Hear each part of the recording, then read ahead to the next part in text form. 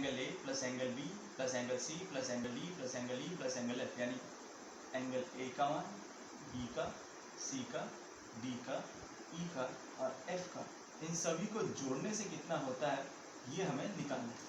ठीक, किसी भी कोण का मान नहीं दिया। ठीक है, अब हम इस सवाल को करने से पहले हमें जानना होगा कि किसी भी बिंदु, कोई भी डॉट, कोई भी बिंदु है तो उसके चारों तरफ कोण का मान कितना होता है।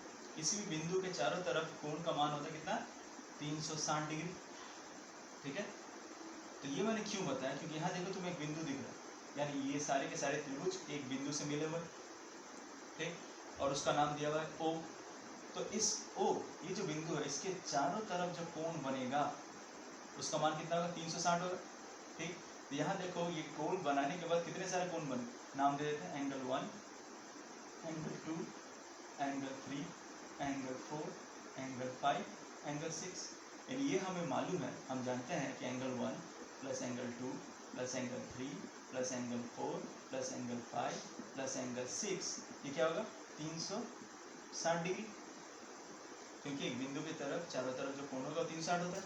ठीक, अब चित्र में ध्यान से देखो। ठीक, अब हर एक त्रिभुज को एक एक करके देखो। सबसे पहले ध्यान से देखो एंगल त्रिभुज ए बी और ओ, ए बी ओ त्रिभुज को ध्यान से देखो। ठीक, ए बी ओ त्रिभुज में क्या तुम्हें कोई भी बहिष्कोण दिख रहा है?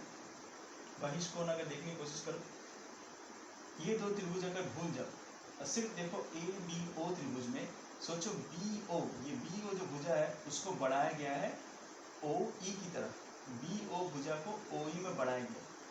ओ ई में अगर बढ़ाया गया है तो ये एंगल 6 और एंगल 5 ये दोनों मिलके बहिष्कोण बन रहे हैं ए बी ओ त्रिभुज के लिए। ठीक, और हमें मालूम है बहिष्कोण यानी एंगल 6 और एंगल 5 ये दोनों मिलके, यानी एंगल 6 प्लस एंगल 5 ये है बहिष्कोण किसके लिए, ए बी ओ त्रिभुज के लिए। और ये बहिष्कोण किसके बराबर होंगे, angle A plus angle B, अंतस्थ विपरीत कोण के बराबर होंगे।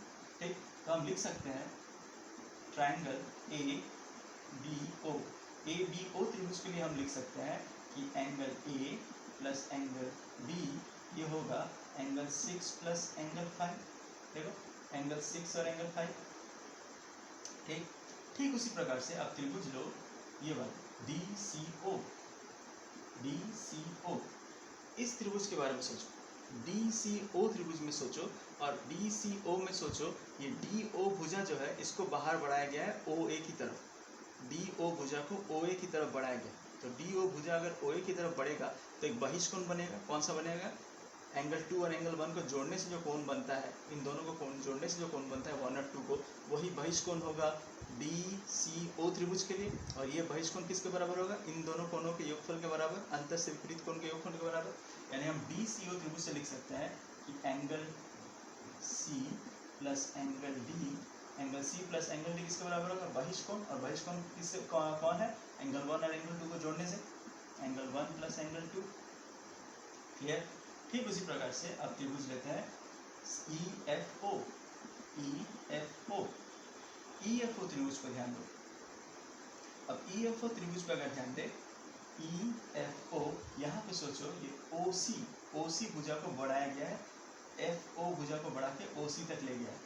ठीक, तो ओ सी पे अगर बढ़ा देंगे तो यहाँ पे भी बहिष्कोण बन रहा है, कौन बन रहा है, एंगल 3 और एंगल 4, यानी ये पूरा ये संपूर्ण जो है बहिष्कोण है किसके लिए, कौन से त्रिभुज के लिए, ई एफ ओ के लिए।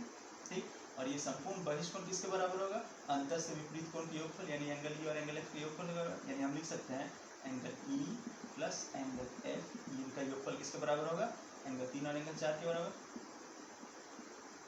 ठीक है, लिख सकते हैं।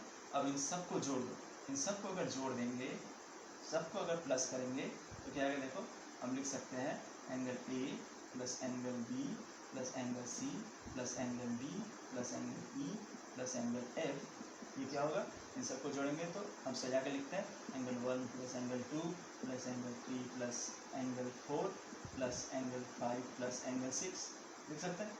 और अभी हमने देखा angle 1 plus angle 2 plus angle 3 plus angle 4 plus angle 5 plus angle 6, ये कितने किसके बराबर होता है, 360 के बराबर। किसके बराबर होता है, 360 के डिग्री के बराबर। यानी इन सभी कोणों को angle A plus angle B plus angle C plus angle D plus angle E plus angle F को जोड़ने से कितना आना चाहिए, 360। यानी ये जो हमारा सवाल था, इन सबको जोड़ने से कितना आना चाहिए, 360। क्लियर हुआ।